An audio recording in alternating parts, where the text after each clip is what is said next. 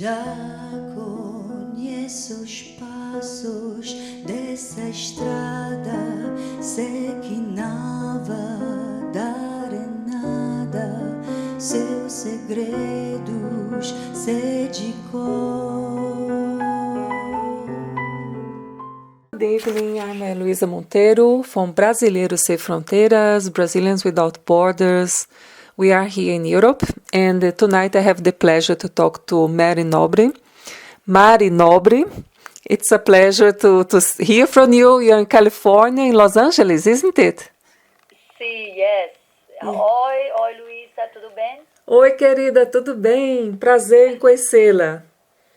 Vamos fazer essa entrevista em inglês, só que assim todo mundo pode curtir. All right, we do it today in English, another day we do em português. Então, pessoal, hoje vamos fazer a entrevista em inglês. Vocês vão aguardar da próxima vez uma entrevista em português com a Mari Nobre. Tá. Perfeito. All right. This time we're going to speak English. So all my friends in Los Angeles, in the United States, and all over the world can understand what we're saying, the non-Portuguese speakers. And yeah, I mean, Los Angeles, they're finally sunny after 2 weeks of heavy rain that we had.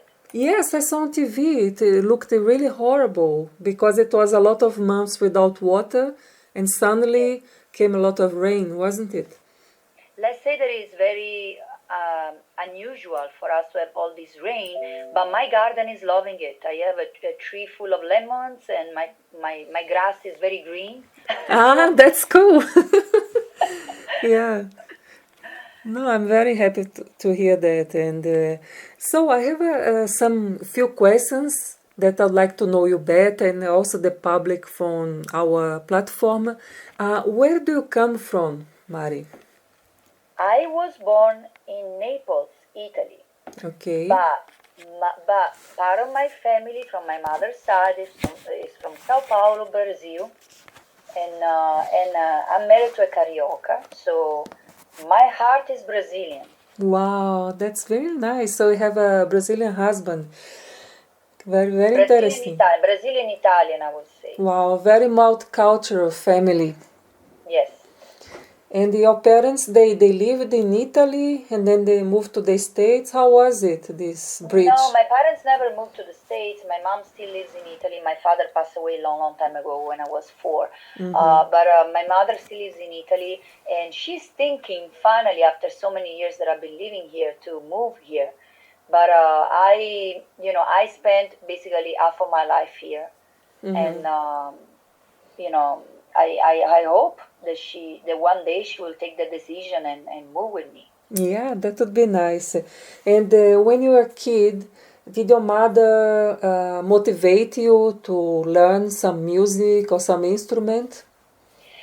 It's very interesting because when I was a kid, and I was a very young kid, I was about like 4 years old, I already knew that I wanted to be, performing and singing and acting, that was my dream.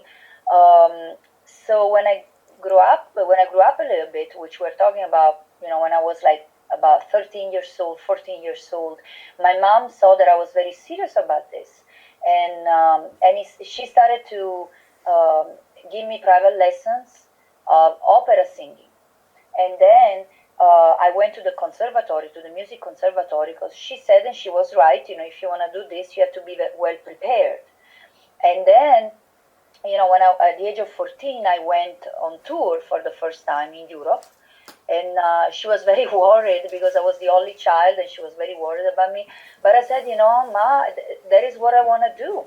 Please don't stop me. Let me do what I love. Wow. And since then, since I was 14 years old, that's all I've been doing.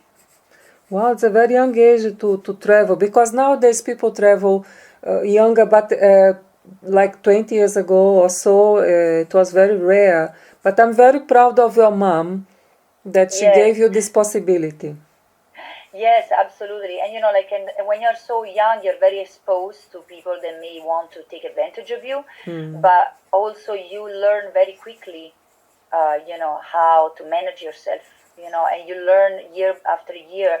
And, sometimes you learn from your mistakes too, also from the pleasant, but also from the unpleasant things. It's all a lesson. Yes, it's like is a universe of life, I would say. Yes. Because if you are too protected, and then when you are grown up, you have more difficult to adjust to the real world, I guess. Yeah, I mean, like I'm a mom nowadays, you cannot really protect your children against everything. Mm-hmm. Yeah, that's true. So you are singing and you're traveling in Europe, and how did you decide to move to the States? Because of music, Mm-hmm. because I was with a record label in Italy, in Milan. It Mm-hmm. was a sub label of RCA, and I was still a teenager. However, I already saw that I needed a more multicultural Mm-hmm. situation in order to develop as a singer and as an artist in general, and to know who I really was.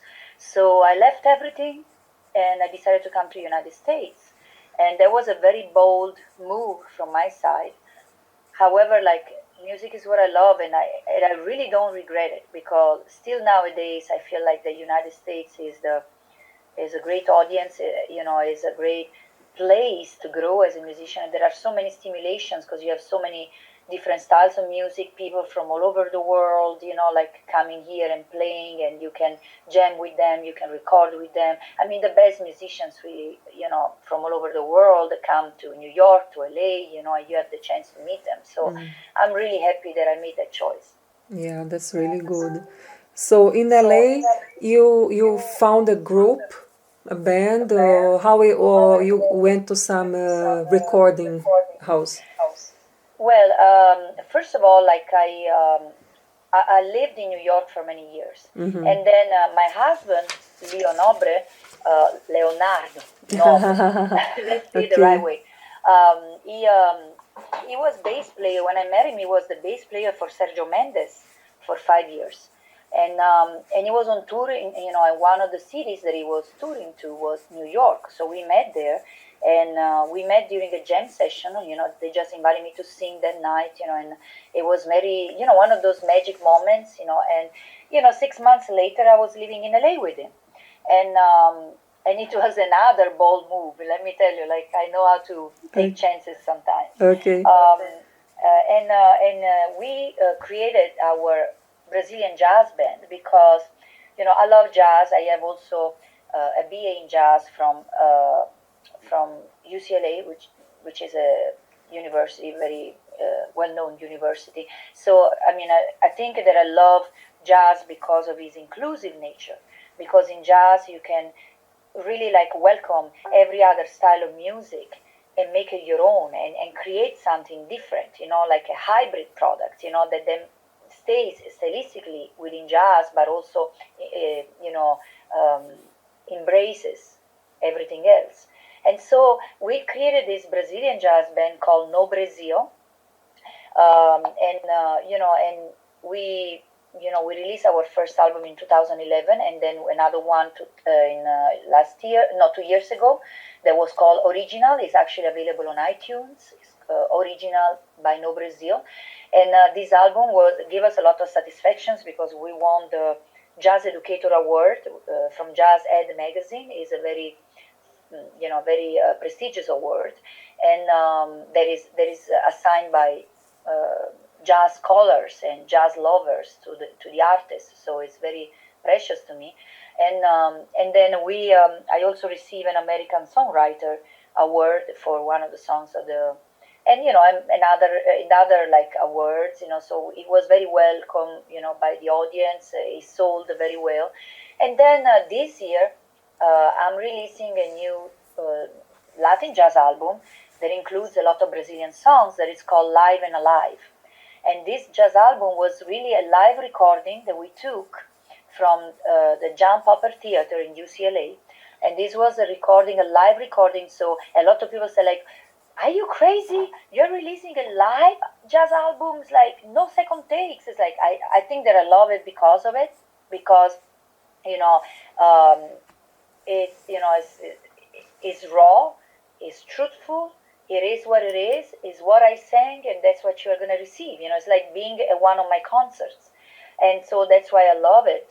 And we are releasing it, and it's also a very special album for me because that show was performed like 3 weeks after I had a surgery, because last year, unfortunately, I had cancer, and I survived cancer, thank God. And so I had my surgery, and 3 weeks later we recorded this show, and we really loved it, so we decided to turn it into an album. Wow, that's very interesting to hear the development of an album, of a band, of a career.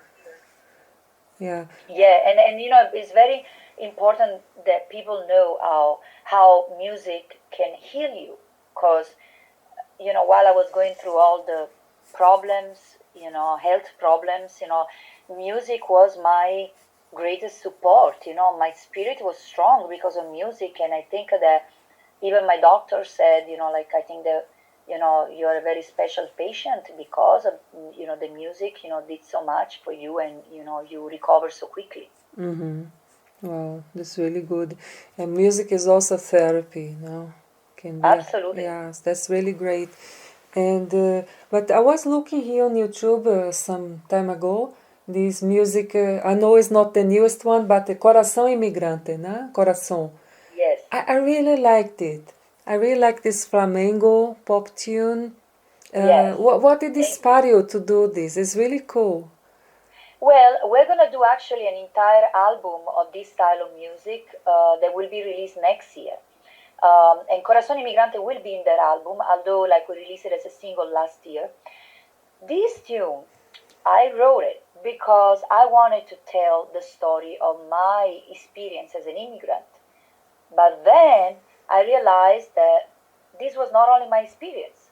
This was the experience of all the immigrants. We all felt at a certain point in the same way that I describe in the song. We all had to go through struggles.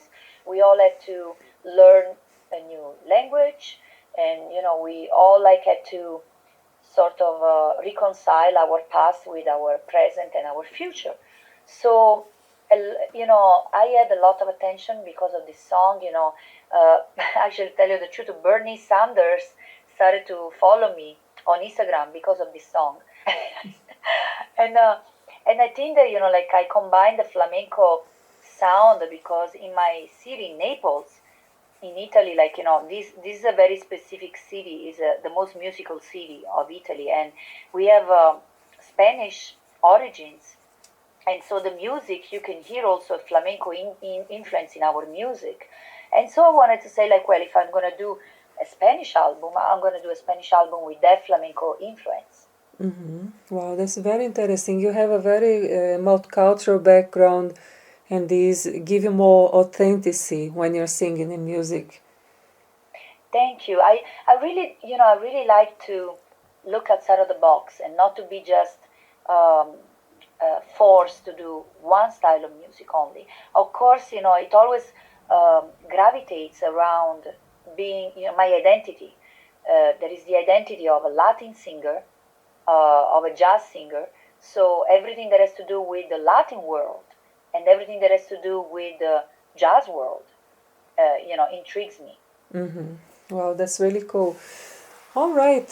So I'm very thankful for your time and for your explanation about your career and your plans for the future. Do you have some idea when you're coming to Europe?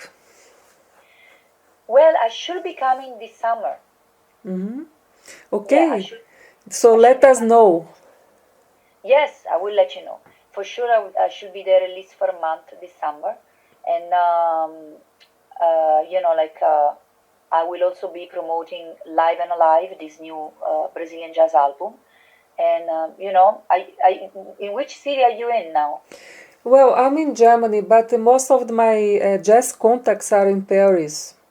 Okay, we'll go to Paris then. Yeah, Paris is the best place for jazz, I know. Yeah. It's beautiful. Yeah. No, well, we'll go to Paris then. All right.